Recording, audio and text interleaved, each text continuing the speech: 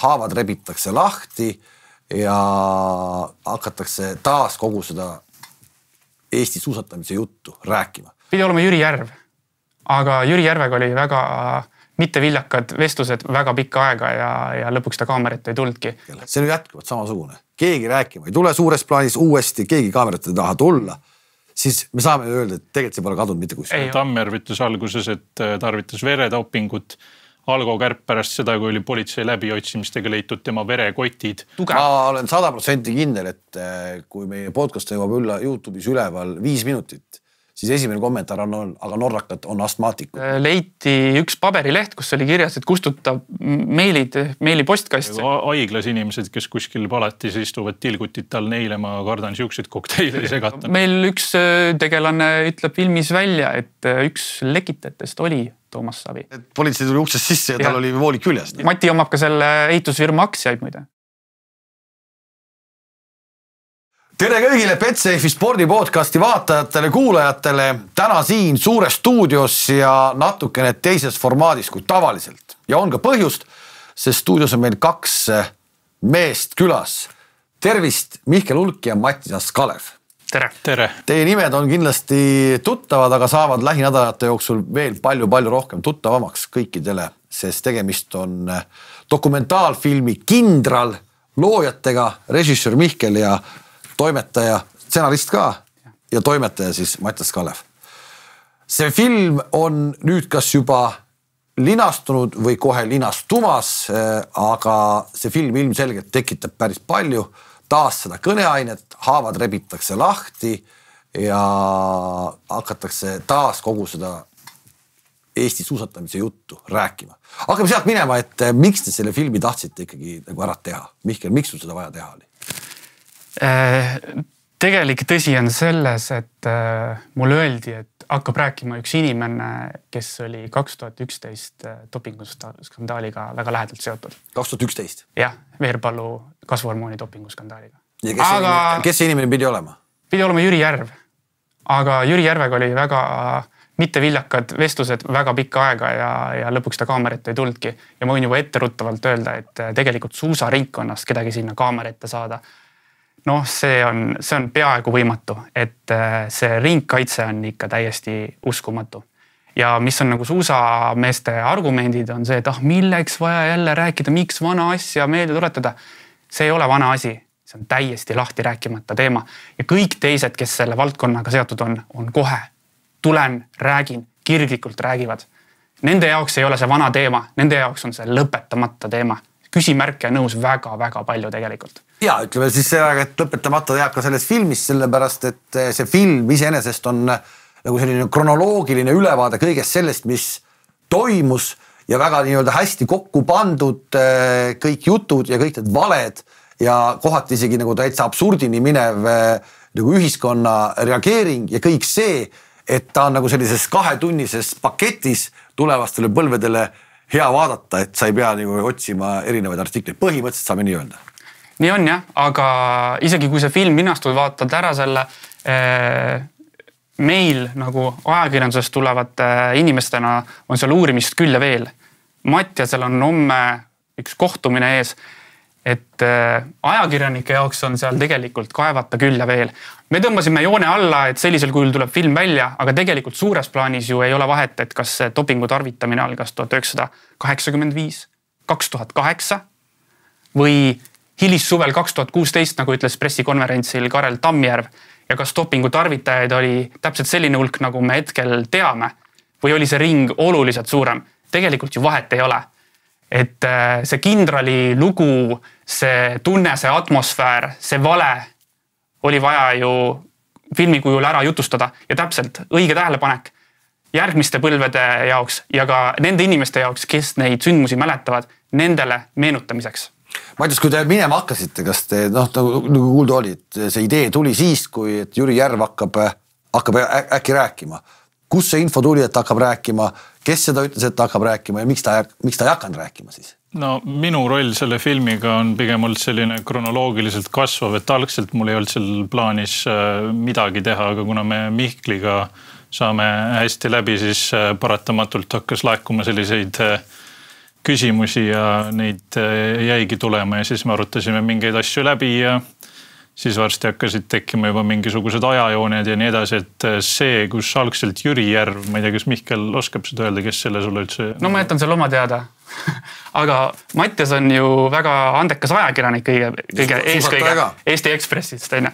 Aga tema taust on ikkagi suusataja taust, on ikkagi suusakoolis käinud. Ja ma ühel hetkel saingi aru, et mul on kõrval mees, et kui mina enam mõistus saab otsa enam ei jaga, siis ma lihtsalt küsin Mattiaselt ja tal on absoluutselt igale küsimusele vastus, ta tõesti teab seda ala läbi lõhki seest. Ühesõnaga, kui te minema hakkasite, siis te läksite ikkagi midagi muud tegema, kui see, mis lõpuks välja tuli. Saab nii öelda? Jaa. Et loomulikult... Minu arust isegi veel nagu poole peal, kui Mihkel mulle selle filmi esimest versiooni näitas, oli see nagu 50% ulatuses midagi muud. Et see lõpptulemus on selline... Ma arvan, läks hästi. Jaa.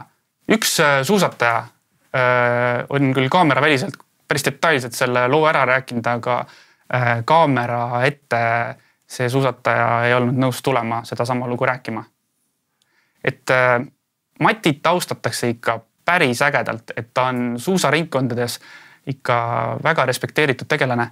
Ja no tegelikult ka põhjusega, et kui me nüüd meenutame neid võite, siis tegelikult see suusatamine on ju super kõva treening, toitumine, mis iganes on ju see 99% vaeva nägemine. See on lihtsalt kirjeldamatu. Meie tavainimestena ei saa aru, mida läbi teevad sportlased. Aga nagu ütleb meie filmis... Seda vaeva näha, sa pead kasutama turgutavaid aineid. Ja nagu ütleb meie filmis ka Max Auke, kes andis esimese pika intervjuu üldse, just meie filmile ütles, et see doping oli see 1%, see ekstra boost. Jaa, aga Mattias, Max Auke intervjuu selles filmis minu jaoks oli ikkagi šokeeriv tunnistus. Kui ma sain selle nii-öelda vere sisse endale, siis ma alles tundsin, et nüüd ma olen professionaal. Võib-olla ma tsiteerin valesti, aga mõte oli selline, et alles siis ma nüüd saan aru, et ma olen nüüd ka nii-öelda tegijate hulgas. Päris rõlge ülestunnistus. No jah, et eks mingil määral on ka küsimus sellest, kas see oli nagu ühe mehe ettekujutus, kas see oli mingisugune Austria selline koondise mingisugune ühine arusaam, kas see on nagu laiem pilt, et seda ma arvan nii palju kui erinevatelt inimestelt suusaringkondades seda küsida, ma pakun on ka neid erinevaid vastuseid, et aga see oli, ma arvan, sa tegelikult tsiteerisid päris täpselt, et selline kurb reaalsus ja see dopingu tarvitamise kultuuri kiht mitte ainult suusatamises, aga tegelikult ikkagi kõikidel sellistel vastupidavusaladel, jõualadel nii Eestis kui mujal, et sellest ei räägita, aga see on väga paks. Ja kuna see ringkaitse, nagu sa ütled praegu hetkel, see on jätkuvalt samasugune. Keegi rääkima ei tule suures plaanis uuesti, keegi kaamerate taha tulla, siis me saame öelda, et tegelikult see pole kadunud mitte kus. Ei ole ja ega Max Auke ka Austria meedias ei räägi. See, et ta meile suu lahti tegi, see oli sellepärast, et see film ei ole temast, vaid on kindralist. See oli põhjus, et kui see oleks temast olnud, siis ta tõenäoliselt ei oleks tahtnud rääkida. Aga miks ta räägib, on see, et ta on aru saanud, et tema elu nagu selles osas on nüüd läbi, tal on täiesti uus elu, vahetas elukohta seal külas, kus ta seal Austrias elab, talle praktiliselt ei teatagi. Ja mitte, et ta oleks enne mingi superkuulus suusataja olnud. Ja ta on elus keeranud uue lehekülje ja tal on antud väga head ka nagu suhtekorralduslikku nõu, et kui sa tahad eluga edasi minna, siis sa pead nendest teemadest rääkima ja ta on otsustanud, et ta nii-öelda antidopingu kontekstis neid jutte räägib, et ei juhtuks noorte suusatajatega nii, nagu temaga juhtus. No, ma ütlen, meil oli ju selles mõttes näide ees olemas Veerpalu näol ja siis tulid järgmised Tammjärved ja Veerpalu enda poiss ja kõik juurde, et et seal ei ole ju keegi ei vaadanud, oi Veerpalu juhtus, et äkki nüüd me ei tee, siis tegid kõik. Mina tegelikult nagu mingil määral ma nõustun sellega ja näiteks kui me vaatame neid selliseid, et Andrus Veerpalu kuskil suusavõistlusel annab näole ja siis hüppab talle kohe nagu keegi ajakirjanik turri. Ajakirjanikuna ma saan sellest aru, sa peadki neid küsimusi esitama, aga näiteks see, miks Karel Tammjärv, Valgo Kärp ja Andres Veerpalu ma ei tea, kamba peale 25% tõde on nagu ära rääkinud, see on lihtsalt kurb ja see ongi nagu siuke maine kujunduslik plekk, mis nagu, kuna sealt siis... Mis nad rääkimata jätsid? väga-väga palju. Näiteks? Nad on rääkinud ära sisuliselt kamba peale ainult selle, mis oli 100% kindel, et tuleb välja. Et Tammjärv ütles alguses, et tarvitas veredopingut. Algo Kärp pärast seda, kui oli politsei läbiotsimistega leitud tema verekotid Austria või sellest Saksamaa laborist, siis tuli ka välja, et oli ilmselge, et tal ei ole nagu pääsu. Vähemasti tegi siukse mõistliku lükke, sai endale mõne inimese silmis võib-olla plusspunkte, ütles jah, tarvitasin ka veredopingut, aga kõik need muud ained alates kasvuhormoonist, siis on see IGF-1, mingisugused insuliini asjad, lisaks mingisugused eksperimentaalsemad pulbrid, lisaks kõik asjad. Mis on täna teada, et kõik see oli mängus? Ja, seal see nende asjade nagu komplekt oli, see oli selline, et lisaks neile asjadele tulevad loomulikult juurde, kui sa tarvitad veredopingut, sul on vaja seda varjata, sinna tulevad lisaks mingisugused neerupuudulikkuse ravimid ja nii edasi, mis on nagu võib-olla siis nagu dopingu mõistes lubatud, aga mida sul on vaja nagu lisaks tarvitada, et see oli ikka täielik selline farmakoloogia, et haiglas inimesed, kes kuskil palatis istuvad tilgutit all, neile ma kardan siukseid kokteile ei segata, nagu näiteks Karel Tammjärv. Sa ütlesid, Max Auke on kirjanud oma elus uue lehekülje. Natuke me teame Andrus Veerpalust, kes käib pulbersuusaga suusatamas amatöörvõistlustele ja jääb seal ka vahele, aga mis lehekülje on keeranud Mati Alaver? Te ju proovisite ikkagi kindralit ennast kätte saada. Kuidas see käis? Kuidas see lähenemine käis? Eks sõnumid ja meilid ja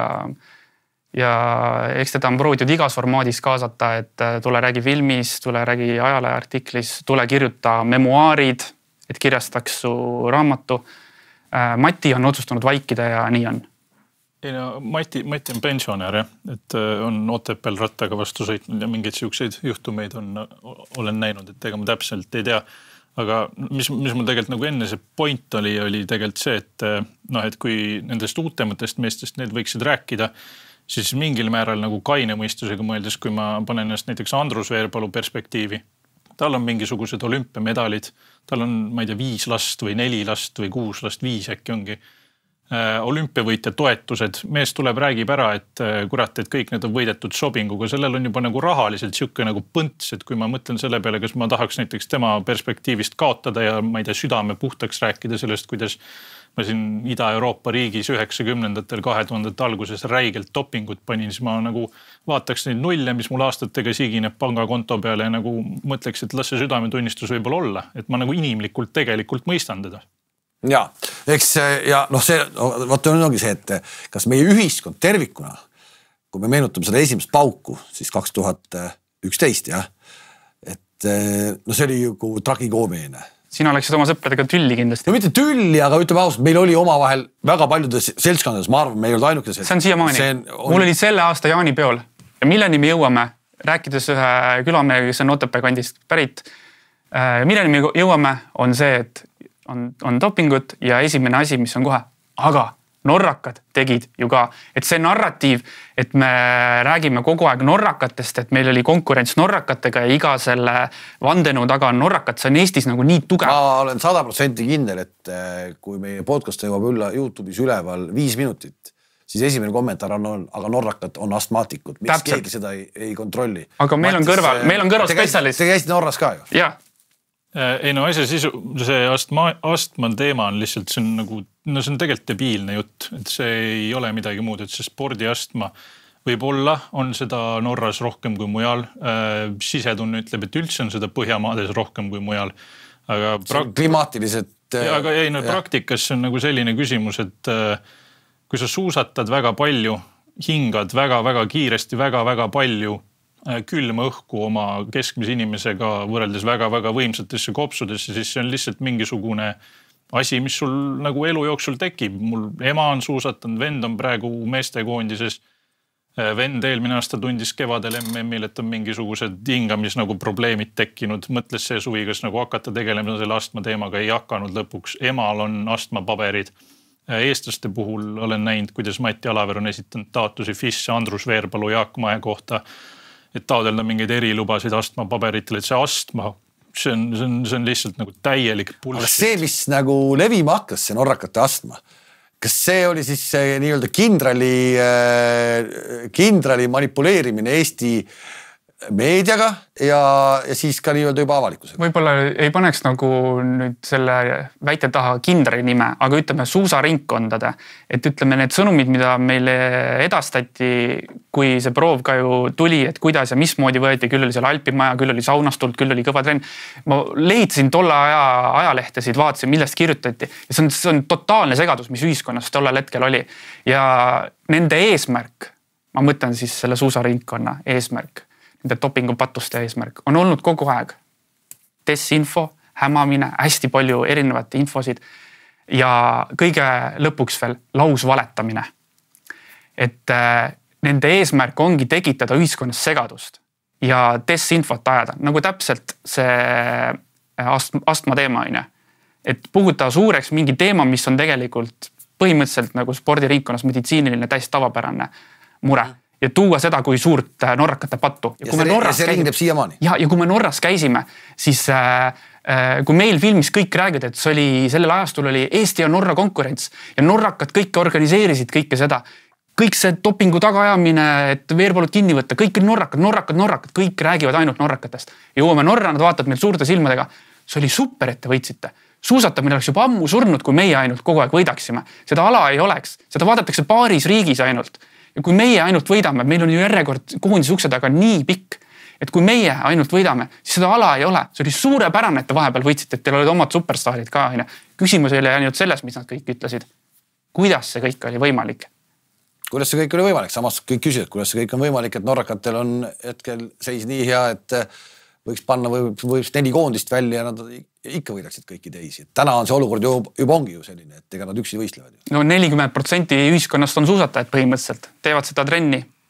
Okay, no valida on ka kellegi vahel, siis ütleme nii. See seletab. No rootslased tuleb ka siiski mängus hoida, et pigem nagu rootslased ja norrakad, et naistes ikkagi rootslased domineerivad, aga laias laastus point on õige. Et kunagi, kui ma veel ise sporti tegin, siis ma mäletan sellist juttu, et Norras on 200 meest, kes treenivad professionaalselt murdmaasuusatajana ja ülejäänud maailmas on siis veel 200.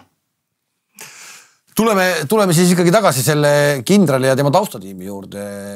Tegelikult oli ju kõik see ilus aeg, need ilusad medalid, mis on siis ka filmis kronoloogiliselt toodud, kõik see ilus aeg. Selle taustal oli üks erakond, Reformierakond, kes tegi tol ajal ikka nagu väga korralikku sõitu nende meeste taustal. Seal eesotsas siis ka alaliidu tollaline president Toomas Savi, kes ka filmis sõna ei võta, kes on ka kadunud pärast seda kurikuulsat pressikonverentsi, ta polegi rohkem suures plaanis mitte midagi rääkinud. Kas teil seda kõike seda tehes, nähes seda vastuseisu, keegi kaamerat, keegi tahab tulla rääkima? Kas me saame öelda, et tegelikult oli see ka ikkagi nagu Reformierakonna üks väga selge pildil olemise viis läbi nende meeste ja et see ladus nagu Reformierakonnale ka väga korraliku krediidi. Kindlasti. Võitjatega tahetakse koos olla. Kindlasti. See nii on. Ja aga kas see isegi ei olnud nii kaugel, et neid võitjaid prooviti vormida ka läbi rahastuse kindlasti ka, et võtke, et kui ikka võidud hakkas tulema, eks siis nagu need riiklikud toetused ja preemiad, et need olid ju nii prisked, et sa filmist ju mäletad, nägid, kuidas loeti ette, et nad elasid ikka päris hästi, mis persoonid ise said, pluss siis alasse toodi ka päris palju raha. Et eks alati oleks võinud kriitikat tulla tolleaegselt nagu suusatajatelt ja suusatamisega seotud inimestelt, et seda on ikka liiga vähe. Aga tegelikult ma usun elati nagu päris hästi. Ma mõtlen just see sama tänapäeval hästi palju läbikäiv lause, ärme pane sporti ja poliitikat kokku. Siis Eesti tasemel enam rohkem, enam koos üks sport ja poliitika olla ei saa, kui see patune lugu oli. Ja suusatamine Reformierakond oli tollel kuumal ajal kindlasti väga lähedalt seotud. Ja Toomas Savi sai kutse esineda? Jaa, aga ei. Aga meil üks tegelane ütleb filmis välja, et üks lekitajatest oli Toomas Savi. Et partei ladviks saaks, üldiselt kui on nagu kriis tulemas ja teatakse seda kriisi, siis proovitakse nagu poliitikud sellest kriisist nagu eemale viia. Et kui veerpolu asjad hakkasid juhtuma, et siis kadusid ka need poliitikud sealt ümbert mingiks hetkeks nagu korraks ära. Aga siis vaadati, et tuleb see kohtutrall ja see ühiskondlik nagu tunne ja taju, mida ühiskond oli lõhki, uskujad, mitte uskujad ja kahtlejad. et aga lõpliku põtsu ja vastused kõikidele küsimustele andis ikkagi Seefeld.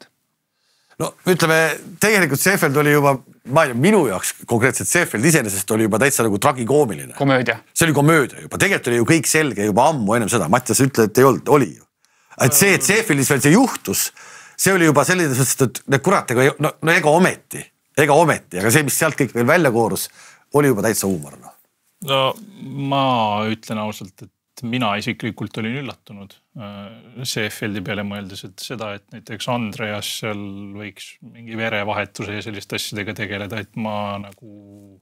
Seda ma ütlengi, tragikoomiline. No jah, kahjuks küll, et jah, siin vanema generatsiooniga mõtled mis tahes spordiala peale, mõtled Lance Armstrongile või mõtled Andrus Veerpalule, siis sa nagu näed, et on medalite nimel, midagi on nagu ära ka tehtud. Aga jah, see nagu uus generatsioon, ega see midagi kahetsusväärsel kombel muud vist ei näita, kui seda kultuurikihti, et seda aru saama, et see on lihtsalt nagu mingi osa. Aga võib-olla see räägib ikka seda, et seal ei olegi muud moodi üldse nagu võimalik ja see tundus nende jaoks nii loogiline selle spordi osa. Ma arvan, seal on muud moodi võimalik, aga olles näiteks näinud ühesõnaga näiteks need Alaveri kriminaalasja toimikud, kus siis on näiteks Alaveri doktor Mark Schmidi ja Karel Tammjärve vaheline selline suhtlus. Ma olen üsna kindel, et tänapäeva maailmas dopinguta suusatamine kiiresti on võimalik, aga ta tõenäoliselt ei olnud lihtsalt võimalik nende Mati Alaveri plaanide järgi. Et seal see selline farmakoloogiline abi on abi sees. Ja, et see kõik ongi nagu siuke, ütleme nii, et see on nagu ikka väga-väga sisse timmitud sinna, et see ei ole nagu natuke boostime siit, natuke boostime sealt, vaid see on kõik nagu, see on väga-väga seal sees, jah, et sul ei ole, sa võid nagu ilma selleta teha, aga siis ilma selleta ta on selline. Tema plaanidega ei saa. Jah. Aga tema plaanidega oli väga rahul mingil hetkel ka Venemaa ja selles filmis on iseenesest väga hästi välja tuleb, kuidas see oli päris lähedal. Lähedal, et Mati Alaver on Venemaa koondise peatreener. Ja nagu ma ütlesin, siis ühel hetkel ma võtsin tolle aja kõik ajalehed ette ja ma ise mäletasin ka seda hetke ja leidsin ka need artiklid ja need jutud, mida Alaver tollel ajal ajakirjanduses rääkis ja mida tolleaegne Venemaa Suusaliidu president siis Jelena Välbe rääkis, kuidas Matit ikka oodatakse. Ehk siis Sotši olümpiamängud 2014 aasta pidi olema Mati projekt. Mati pidi olema Venemaa suusakoondise peatreener. Ta pidi alustama tööd 2011 maikuus. Need olid need infod, mis tolleaegsetes lehtedes oli leida. Oslo. Pärast 2011 Holmenkolleni. See Holmenkolleni MM. Ja pärast Veerpalu dopingukarjääri. Ehk need jutud, dopinguskandaali. Ehk need jutud olid kõik enne Veerpalu esimest dopinguskandaali. Ja see oli täiesti loogiline jätk sellisele supertreenerile, nagu Mati Alaver on, minna juhtima maailma suurriigi suusakoondist. Ja projekt oli Sotši.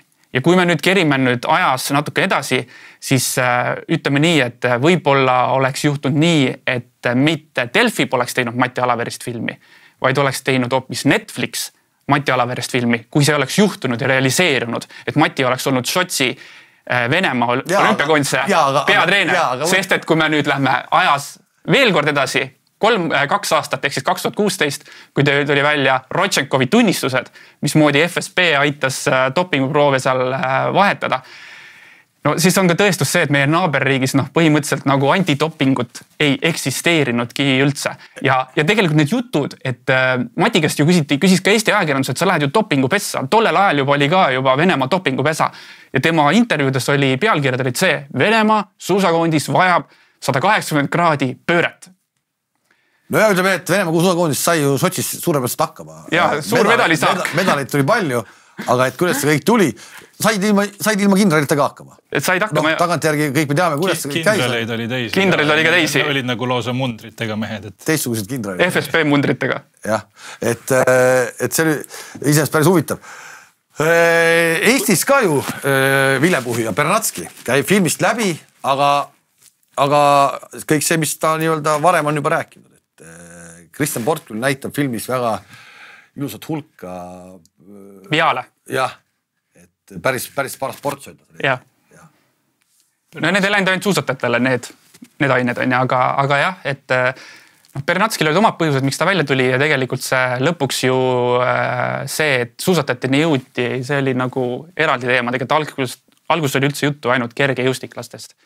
Aga kuna kõige edukamad sportlased ikkagi olid suusatajad, siis jõudis kogu see Bernatski süüdistus ka Alaverini. Ja Bernatski oli ju Eesti naistekoondise arst Piret Niglase ajal, kui Piret Niglas oli number 1 Eesti naissuusataja. Ja seal sai siis Mati ja Bernatski suhtlus alguse ja see oli nagu veider, kuidas nagu Mati esimesed kommentaarid Bernatski süüdistusele, kuidas kes, kus, mis on ja lõpuks siis ikka tuli meelde, et ikkagi on tema kabinetis käinud ja on ikka suheldud ja aga Piret Niglas mäletab väga hästi oma esimest kohtumist Bernatskiga. Mäletab ja kui see on nii massiivne, nagu me arvame, et see on see nii-öelda panemine või selle nii-öelda kasutamine Alaveri treeningmeetodite järgi, siis minul tekib küll küsimus, miks Piret Niglas on ainukene, kes täna nüüd veel julges rääkida ja miks ta ainukesena nagu räägib?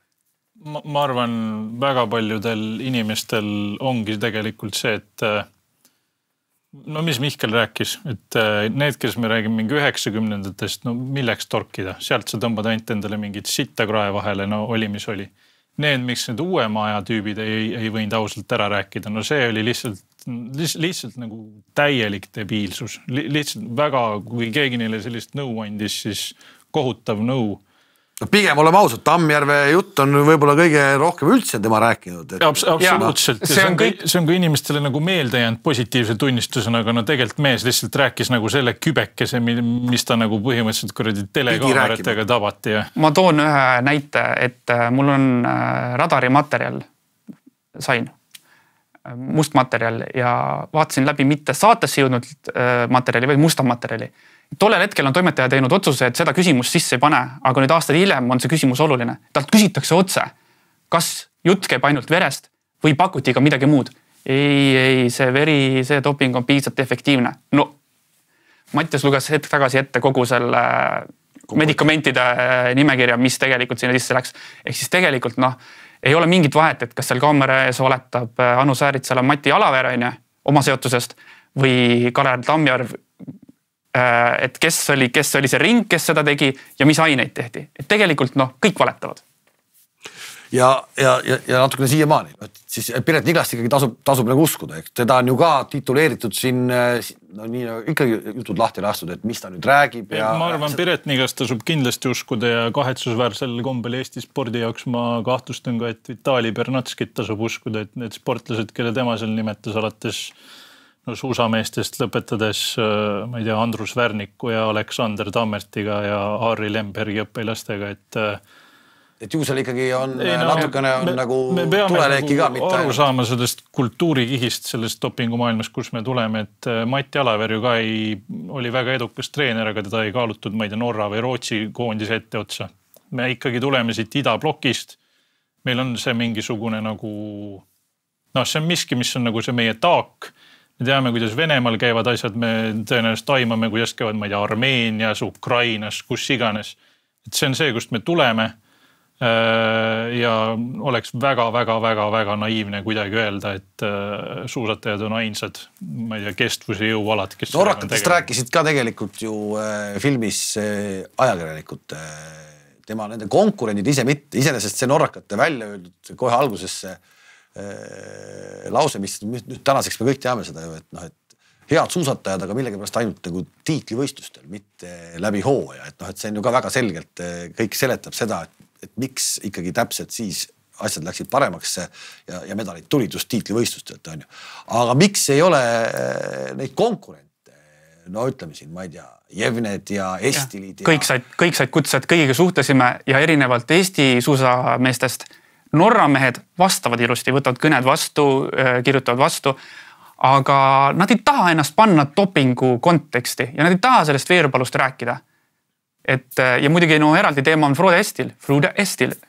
Vabandust, jah. Et temale sai nagu kõik võimalikke kanaleid pidi lähenetud läbi alaliidu, läbi suusakooli, läbi sotsiaalmeedia, otsekirjad kõik. totaalne vaikus. Ja nagu me teame, eks neil oli ju lähedane suhe ka, sellest on filmis juttu, kuidas tegelikult Mae ja Veerpalu ja Estil nagu kõige suuremad, kõige kuumem kolmik konkurendid olid tegelikult väga heas läbisaamises. Ja on siiamaani. Ja on siiamaani. Ja tehti isegi ETV-sse tehti saade sellest kunagi aastaid tagasi, kuidas käis Albus kuskil sõitmas Frode. Korduvalt kindlasti. Ja, ta on Eestimaal päris tihti käinud, jah. Aga ma tahtsin sulle tulles tagasi selle Pireti juurde, on see, et Mati on ka õppinud, et kui Piret räägib nagu Mati algusaegadest, siis võiks öelda, et ta oli nagu nende juttude järgi tundus nagu vastik. Et ära nagu küsi, võta ja sõida. Ja ega Piret tunnistab ka, ega ta ei teadnud, mis talle sinna kanüüli parasjagu tilkuma pandi. Ja mitte keegi ei teadnud. Ja nende omavahel ju sportlasi suheldud, mis protseduuri kellegile tehti, see oli kõigi jaoks oma saladus. Siis Mati on ka õppinud. Temal lähedased inimesed, ajakirjanikud, kes on tema kokku puutunud.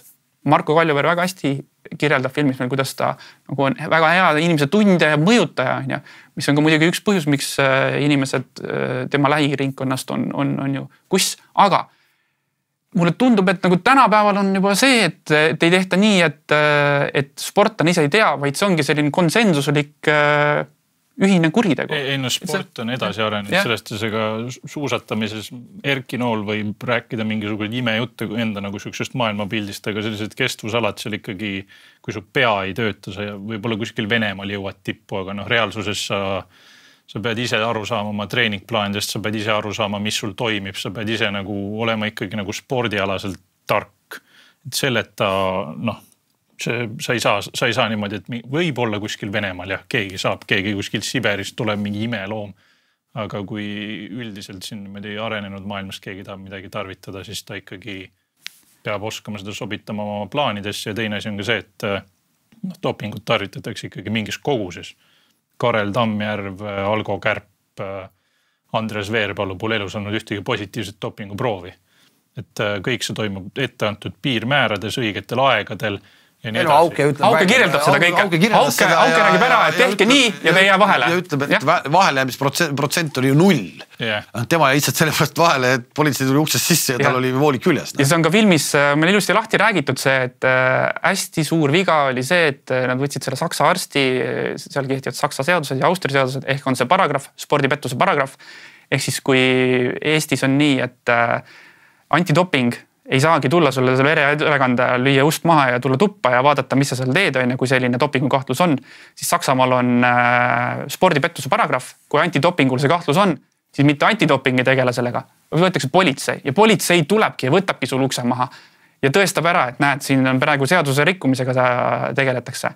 Ehk siis see skandaal oligi võimalik ainult Austrias ja mööndustega ka siis Saksamaal.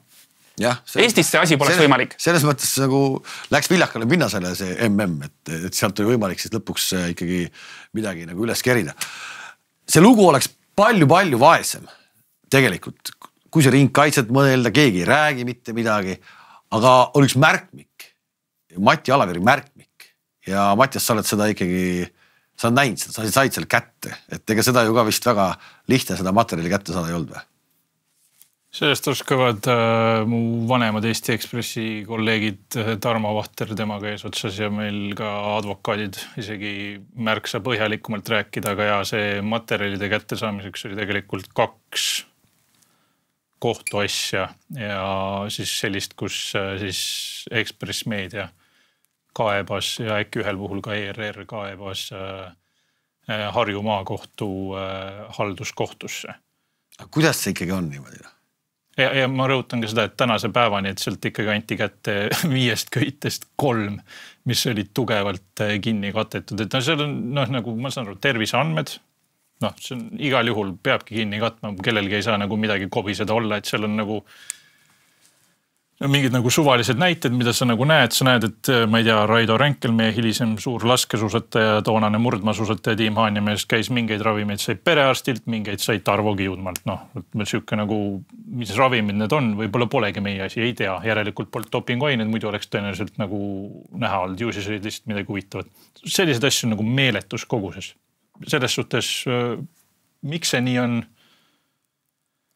ma ei tea, ma ei taha mingisugustesse konspiratsiooniteooriatesse laskuda, aga see on jah, selline keeruline juhtum olnud. Aga ometi, see materjal, mis isegi tuli nii-öelda, mis anti, sealt on ju põnevat vaatamist ja lugemist küll. Prokurör oli nagu ikka väga imestunud, ta on ju ajanud taga igasugused narkokuritegijaid ja mingi maffia organiseeritud kuritegevuse kaasused.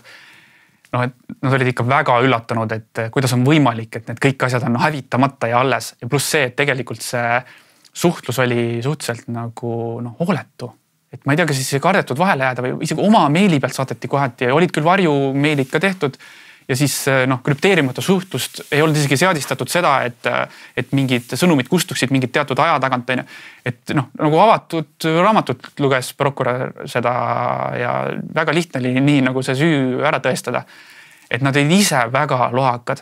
Samas linna peal ju räägiti, et ikkagi kamin põles ja korsten suitses, kui pahandused olid. Ja meile öeldi, et leiti üks paberileht, kus oli kirjas, et kustutab meili postkast, see oli nagu pooleldi põlend kabinas, siis oli uurijad kohe, no nii, teeme päringu, siis saati ka kogu see meili sisu ka Alaveri omad erinevad postkastid, erinevad kontod võeti välja. Alaveril ei olnud ilmselt kuidagi häbi kirjutada meil ka Krista Fischerile ja paluda appi ikkagi doktor, kes ütleme ikkagi statistiliselt võimatut asja tule tee korra veel. Loona iseenesest huvitav ja Krista Fischer lõpuks siis ütles ära, et ma teist korda seda asja, ma ei usu teid enam. Täpsustan, et see oli filmis, et see on meil uus info filmis, et Mattias kirjutab sellest kohe loo, et seal ta ütleb välja et oli enne Seefeldi 6 aega oli Poltoraninin positiivne A-proov ja pandi sama Dream Team kokku, kes Veerpalu päästis. Ja seal oli ka mingi, ma ühe asja igaks täpsustan, ma loodan, et ma ei eksi, aga veel eile Fischeriga suheldes ta tegelikult ei öelnud Alaverile ära. See jäi lihtsalt õhku, tal ei olnud sellega aega tegeleda ja siis tuli Seefeld vahele, et ta ei öelda ei jah ega ei, vaid ta võttis siukse mõtlemisaja, et kas ta osaleb seal Poltoranini kaitsmises, et see on need sama Tiilo Vahman, kes siis on see advokaat, kes kaitses Veerpalu ja tegelikult hiljem ka näiteks Heiki Nabi. Tema oli pundis siis Tuve de Boer, üks Hollandi teadlane, kes seal Andrus Veerpaluga head tööd tegi, need kõik hakkasid Poltoranini. Läksid samasse tiimi sisse? Läksid samasse tiimi, hakkasid tema seda siis kasvuhormooni positiivset A-proovi osas ja siis see B-proovi hiljem tuli hästi napilt alla piirmäära negatiivne, aga hakkasid sellega tegelema.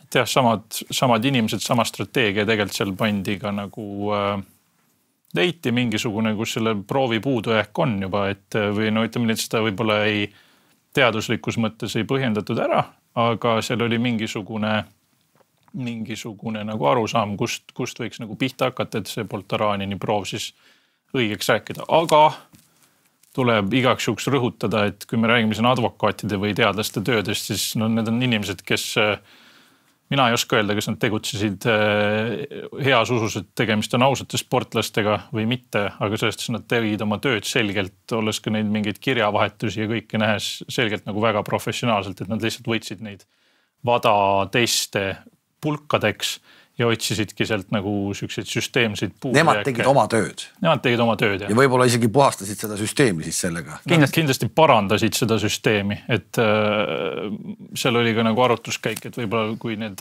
Poltoranini jama siis Seefeldis välja tuli, et võib-olla see info kuskil teadusajakirjas avaldada, et lihtsalt et vada oma kasvuhormooni testid siis ära parandaks, et ei tekiks tulevikust, et võib-olla Poltoranin tõesti ilmselgelt panigi. Aga lihtsalt teeme nii-öelda... Kunagi võib tekkida olukord, kus on tõesti süütu sportlane midagi kuskil, seal statistiline tõenäosus ju on olemas, et keegi süütu jääb ka vaja. Pigem äkki teistmoodi ka, et süüdi ole sportlane ei pääse. Ja seda ka, jah. See oleks võib-olla isegi loogilisem. See on mõlemat pidi. Sest Andrus Veerpalu ikkagi ju esimene kord pääses. Ja see asi, mis me just rääkisime, kirjeldasime, see on uus info ja ma mäletan nii hästi seda hetke, kui me Kristaga tegime seda intervjuud, ja mul algusest peale oli tunne, et tegemist on arukordselt ausa inimesega. Aga see fakt, see pudenes, et ja siis oli mingi kiri ja siis oli Kasahhi Poltoranin. Ja Poltoranin. ja siis ma nagu sain aru, et inimesel on midagi, mida ta soovib nagu südamelt ära rääkida. Ja siis me nagu panime intervjuu lõpus korraks pead kokku ja rääkisime korraks selle teema läbi. Ja ta sai nagu selle olulise fakti, mis meie jaoks on nagu üks järgmine asi, mis nagu on nagu selle süsteemi mõistmisel oluline fakt mõista. Ja Krista ütleb ka filmis otse välja, et statistiliselt ta ei suutnud sisimas enam seda uskuda teadlasena. See polnud statistiliselt enam võimalik. Aga see meil, me ärme siis räägi, mida see meil sisaldas, see meil on see filmis näha, mis Mati saadab talle. Ja see lõpeb nagu ikka väga palju tähendusliku lausega, et põhimõtteliselt nagu rahas ei olnud küsimus. Name your price oli siuke nagu inglise keeles pannakse siuke. Ütle oma hind, et see nagu jätab siukse, nagu selles mõttes päris huvitav, et suusatamine ei ole maailmas ju, nagu sa ise ütlesid, et 200 on Norras ja 200 on üle maailma veel, kes tegevad tipptasemel suusatavad. Et tegelikult ikkagi päris suured rahad liiguvad, kui saab niimoodi laamendada. Ma ei oska öelda, mis need lõppsummad on, aga selge on see, et kui sa vaatad seda Veerpalu 2011 aasta kohtuprotsessi ja mõtled ka selle peale, et tegelikult Veerpalu pöördus ka Kassi Andrus siis rahvusvahelises sinna spordikohtusse, spordiarbitraažis Šveitsis 2020, ühesõnaga pärast seda Seefeldi, et öelda siis, et kuigi tema toas see dopingu tarvitamine toimus ja kuigi ta oli seda IGF ühte käinud kuskilt kuradi mingitelt Horvaatia kergejõustiklastelt ostmas meie usameest jaoks, et ta oli puhas mees tegelikult.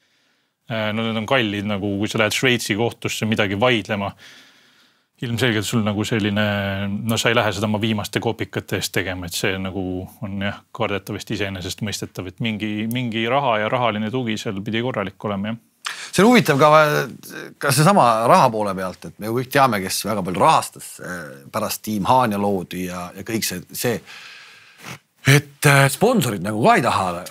Ma usun, et te tegite ettepaneku mingitele suurematele rahameestele, et äkki ütlete ka oma arvamuse välja, mis te arvate sellest, aga ma arvan, et sealt ei oleks midagi tulnud ja tegelikult narratiivi mõttes nagu filmi koha pealt ei olnud see nagu oluline teema meie jaoks, et küll olime nagu tausta endale selgeks teinud ja pealtnägija on neid teemasid käsitlenud. Kui sa mõtled nüüd, kes tollel ajal siis nagu nüüd kõige rohkem raha panustas suusatamisse. Just. Aga tegelikult nad ju... Mati omab ka selle ehitusfirma aktsiaid muide. Väga suures koguses. Tänaseks ma ei tea. Tänaseks muidugi ei tea, aga ütleme nii palju, kui need ärileht või äripäev ülevaadet kuulsate inimeste portfellidest teevad, siis seal võib näha, et need aktsiad on ja ei ole vähe. Et ühesõnaga siis sealt nagu, ütleme siis koos tehtud teema või mina ei tea, mina kunagi lugesin seda toimikut ja vaatasin Pealtnägija lugu ja mulle tundus küll, et näiteks Toomas Annusele, kui see nimi välja öelda, tehti seal nagu selles suhtes liiga, et ega Pealtnägija ei öelnud ka midagi, aga ta pigem nagu kõndis siin ümber põõsa. Jumal seda teab, kas seal on nagu midagi olnud, kas keegi midagi teab, aga nagu faktiliselt seda väita, et seal pigem isegi nagu kahtlased asjad, kui me mõtleme mingi Veerpalu kaitsetiimi juht Sulev Kõks üritati istutada pärast Eesti antidopingu nõukogusse ja seal on nagu pigem mingisugused sellised poliitilise tasandi manöövrid, et kui sa tahad nagu kuskilt kinni hakata, mis jätavad väga veidra mulje. No neid veidra muljed on need aastate jooksul palju olnud, erinevad nurkade alt. Ja muide Mati teene ja Merko ja Toomas Annuse teene on see, et meil need suusarajad, need terviserajad üldse Eestis on. Tänu neile, nende initsiatiivile on need rajad meil Eestisse kerkinud. Ei, väga oluline fakt ka, et ärme vaata ainult... Mina kasutad sina, eks. Ja, nii on. Nii ta on ja aga noh... Aga me peame rääkima sellest teisest asjast. Mujal maailmas seda on ka olemas, et see nagu, me peame teisest asjast rääkima, jah. Kokkuvõttes, kui te nüüd... filmi ise ära vaatasite, nagu valmis sai selle asja, siis kas me saame sellele filmile 10 aasta pärast mingi jätku? Me saame sellele filmile järgnevatel nädalatel jätku tõenäoliselt, et see lugu ei lõppe. Eks elu näitab. Aga miks see ei lõppe? See film räägib, kuidas selle dopingu teemaga on ajakirjandus tegelenud. See film räägib sellest, kuidas Eestis puudub seadusandlus, võimalused dopingu pattusid välja tuua ja kuidas nagu sihikindlalt on ajakirjanikud selle teemaga tegelenud. Ja see töö ei peatu, nad ei väsi. Ei no asja sisu on ju tegelikult ka see, et täpselt see, millele ma enne vihjasin, on see, et see nagu meediaplaan.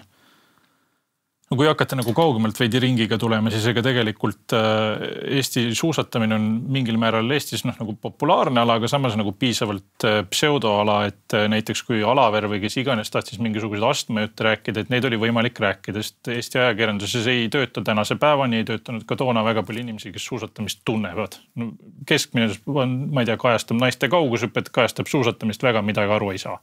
See tähendab, et nende saladuste hulk, mida ei ole ka välja räägitud, see on tegelikult kindlasti nagu täiesti meeletu.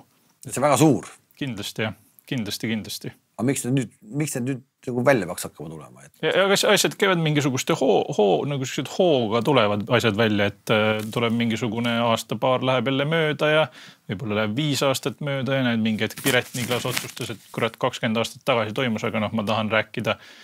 Ma ei tea, mingi hetk tuli Seefeld ja siis tuli välja, mis Andrus Veerpaluga nagu võib-olla, ma ei tea, 2011 seal päriselt toimus, mingi hetk tuli Bernatski, et need kõik asjad on nagu käivad paugust, et midagi, Ja momente tuleb kasutada ja see film loob jälle uue momendi. Kui sa nüüd arvad, et kui see film välja tuleb, et need inimesed ei mõtle ja ei kaalu, et äkki ma ikka peaks rääkima või see just kinnitab, et ma peaks just ekstra vait olema. See on nende peades on lähipäevadel, lähinädalatel ahvid taovad trumme ainult, mis ma tegema pean.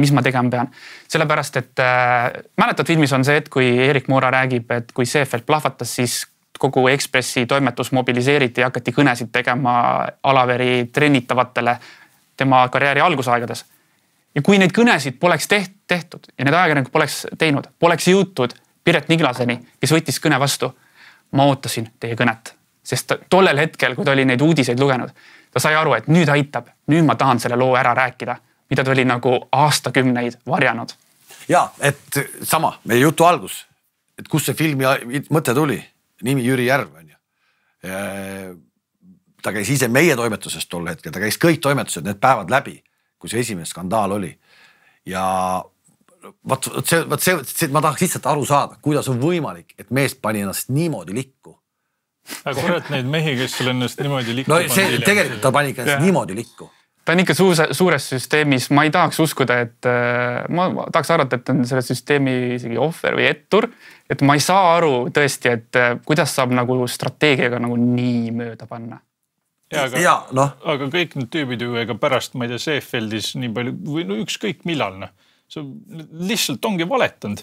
Lihtsalt tema oli nagu valetajate kõneisik. Ta pidi olema nagu see vend, nagu see go-to vend, kellele sa helistad, et ta tuleb, valetab mul nüüd eetri täis. Tema oli nagu see kõige lihtsam vend. Aga mille nimel ta seda tegi? Ma olen nii palju mõelnud selle peale. Ülimalt sümpaatne vend. Palka korda 1,5 või midagi sellist. Ma ei usu, et see nüüd päris 1,5 keskmist palka oli. Et see pidi midagi olema. Kui ma mõtleks ennast tööandjaks ja sa mõtled, et sul on selline true ettur, nagu Jüri oli tol hetkel, sellel hetkel. Aga võib-olla Jüri... No mille nimel? Ei, aga äkki ta ei teadnudki, et seal on näiteks mingisugune positiivne proov olnud. Aga siis ta tuleks ju rääkima. Sest ta ei ole pärast ka rääkinud. Ta on andnud Ekspressile ühe intervjuu vahetult pärast seda, kus ta tunnistas ja kirjeldas neid päevi, mis olid. Me oleme seda lugu lugenud ja seal ta tunnistab kõike seda. Aga pärast, kui panna kõik need uued faktid ka konteksti, et tuleks ja ütleks ja tunnistaks midagi, et ma ei saa aru tõesti, mille nimel hästi küsitud. Et pane ennast tema olukord. See on kohutav. See on inimlikult sama mõistetamatu nagu näiteks Andres Veerpalu dopingu tarvitamine, et see nagu ei oska ennast sinna positsiooni naljalt viia, et mis seal nagu pidi peast toimuma nendel hetkedel. Kokkuvõttes siis tänaseks me saame öelda, et doping Eesti spordist ei ole kadunud. Oleme me õppinud, kas täna aktsioon Usume kedagi Tartu Raekoja platsis võiks uuesti toimuda või pigem mitte? Ma arvan, me ei ole üldse õppinud ja ma arvan, meediakajastuses võtame, ma ei jaga maadlusest mitte midagi, aga võtame Eiki Nabi mingisuguse kaenlaluse karvateooriad ja nii edasi, et ega need ei erine otseselt sellest, mis Andrus Veerpalu 2011 aastal tehti ja ikka mingi osa inimestest ostis selle ära ja korra näiteks enne sa tõid ka siukse paralleeli, siukse meenutuse minevikust, kuidas Eesti susetajatel oli siuke meeletu vormiajastamise kõver. ka maailmas, ka näiteks Eestis, suusatamist me enam täna telekast Eestis ei näe, see ei ole pildis, aga võtame näiteks laskesuusatajad. Seal on näiteks meil lõunanaabrid, armastame neid telekas iga kord, kui näeme, siis keegi Margus Ader või keegi viskab, et aluks on meil siit, ma ei tea, Haanjast 2 korda kiviga visata. Mees põgeneb 3 korda dopingu proovi eest, mees ajastab alati vormi koos oma koondise kaaslastega niimoodi, et tule taevasappi, kust 30. või 60. koha pealt ennast seal medali konkurentsi veab. Mehe arst on selline, kes on Eesti suusakoondise endine arst, kellega ta seal laagrites, ma ei tea, kakleb. Kõik saavad nagu selle spordiala sees aru, ma usun, ma ei tea, mida diislerid aru saavad või mitte, aga kõik nagu suusaalade sees saavad aru, mis selle nagu tausta nagu ometi me hõiskame, näed, meie mees 2 korda kiviga visata, et anna meile nagu see väikegi võimalus kellegi nagu ilusaks maalida see, et see on lihtsalt, kui asi näeb välja nagu sitt, kui ta lõhnab nagu sitt ja ta on kujuga nagu sitt, siis ta tõenäoliselt on sitt, et sa ei pea seda A ja B proovi ära ootama. Ja kui keegi 3 korda selle sita sinu eest nagu ära viib, siis vaatamata sellele, et sa ei saanud proovi võtta, see on ikkagi sitt. Ma olen sinuga täiesti nõus ja minu arust, kui me tuleme tagasi selle konkreetse duo juurde, siis kindral ja Andrus Veerpalu, siis tol ajal veel istuv EOK president oma minu jaoks surematu lausega, aitäh mehed tehtu eest meedias. Minu jaoks oli see lihtsalt nagu, millest me siis räägime üldse? Tegelikult ka. Kuidas me vaatame seda teisi sportlaseid ja kes üritavad ja on ikkagi ausad, võib-olla nad ei ole jõudnud nii kaugele tänu sellele, et nad ei ole pahandust teinud, mida iganes. Ja kui kõik see on läbi, siis lõpuks öeldakse aitäh mehed tehtu eest. Kurb, lihtsalt kurb, kuigi aitäh nende emotsioonide eest, aga jah, kokkuvõttes lihtsalt, ma ei tea, ju seal on ka mingisugune nagu arusaam, Sõõrumaa on elus palju sporti toetanud, on kindlasti selles nagu kultuuriruumis sees paremini kui keskmine eestlane ja võib-olla seal on siis lihtsalt nagu kuklasse tekkinud mingi arusaam, et küllap kõik teised panid ka ja selles kontekstis siis ju meie mehed olid ikka tublid. Ju nad olidki tublid ja medalid on toodud ja medaleid ju pole neilt ära võetud, et küll on võetud ära siis riiklikud ordenid ja selle vastu vist vaielda ei saa, et president võttis ära jah, et riiklikud ordeneid neil enam ei ole, et see on minu arust see on nagu päris nagu ütleme vägev häbimärk või? No vist väga palju halvemini enam minna ei saa jah. Seal isegi seadus ütleb, et kui inimese järgnev käitumine on olnud nii vääritu. Lisaks nendele mingid riigireeturid on enam-vähem samas potis. Ja meil istub esilinastusel saalis president, kes on need riiklikud ordenid ära võtnud. Kas te esilinastusel kutsusite ka asjaosad ise? Otsustasime mitte kutsuda, et kui ei ole ju vaeva näinud, mis siis ikka tulla filmi vaatama, kui filmi tegemise vaeva ole nähtud, et kutsusime inimesed, kes esinesid ikka ja seatud inimesed. Kes siis või kaua seda filmi näha saab ja mis need kinod on täpselt räägib sellega? Kuna me tuleme, ütleme, ennetavas tempos välja, 6 aega plaanitust varem, siis hetkel näeb seda Artise kinos, Solarise keskuses on selline väärtfilmide kino Artis ja õige pea üle Eesti siis Apollo kinodes kõikjal, et tuleb lihtsalt leida see õige kino ülesse, aga see nädalavahetus ja järgnev nädal on Artise kinos olemas, et sinna on veel pääsmeid saada, aga üle Eesti siis Apollost otsige. Et läheb Apollo. Ja ma tahaks lihtsalt lõpetuseks öelda veel ka nagu kõva häälega selle mõtte, et kõik kiitus, aplausid, ka sõim Mihkel Ulgile ja Brent Perele, et mina seal olen teinekord näpuga näidanud ja niimoodi filmi erinevaid versioone läbi vaadanud ja mingeid soovitusi andnud, aga raske töö on ikkagi need mehed ära teinud. Ja, igal juhul. Kindlasti vajalik film ka nooremale põlvkonnale, sest et ikkagi aastad lähevad nii kiiresti ja mingi põlvkond kasvab juba peale, kes ei teagi, millega meie kangelased on hakkama saanud.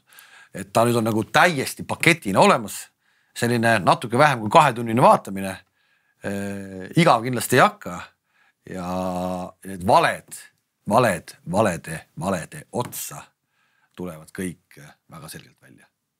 Aitäh teile selle filmi eest, aitäh, et te täna saatesse tulite ja teeme siis puhast sporti edasi, kes kuidas ning kohtume juba uuel kuul uues saates. Nägemist!